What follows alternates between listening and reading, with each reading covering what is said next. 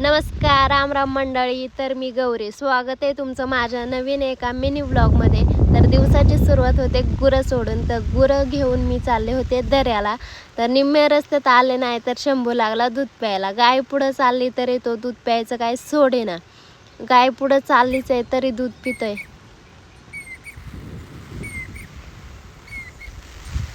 कसा आहे आवाज आणि कोणत्या पक्षाचा आहे ते पण सांगा कमेंटमध्ये. मग काय थोडं पुढं आल्यावरती मला दिसला धबधबा.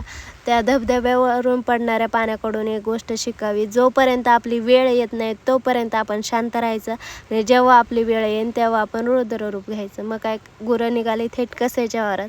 चांगली चरत होती तर गायला अचानक कसला तरी आवाज आला.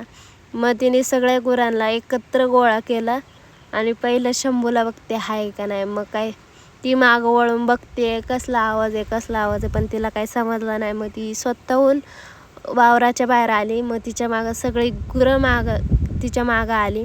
मग काय गुरं थेट काढली बांधायला त्यांच्या जागेवरती. मग काय पटापट गुरं घेऊन आले आणि गुरं बांधली.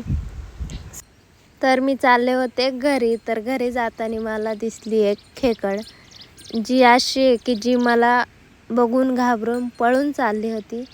फर्स्ट टाईम मला असं कोणी घाबरून पळून जाताना मी बघितलंही. घरी नाही आलं तर लगेच काम लागलं होतं. कातगबऱ्याने धरलं होतं आऊत. मग काय आवता मागं वेचायचा होता लावळा. मग काय घरी गेले, जेवले, काम वगैरे आवरलं घरातलं आणि आले वावराकडं. तर बैल पण एवढी पटापट चालत नव्हती, घबऱ्याला लय वैताग आणला होता त्यांनी.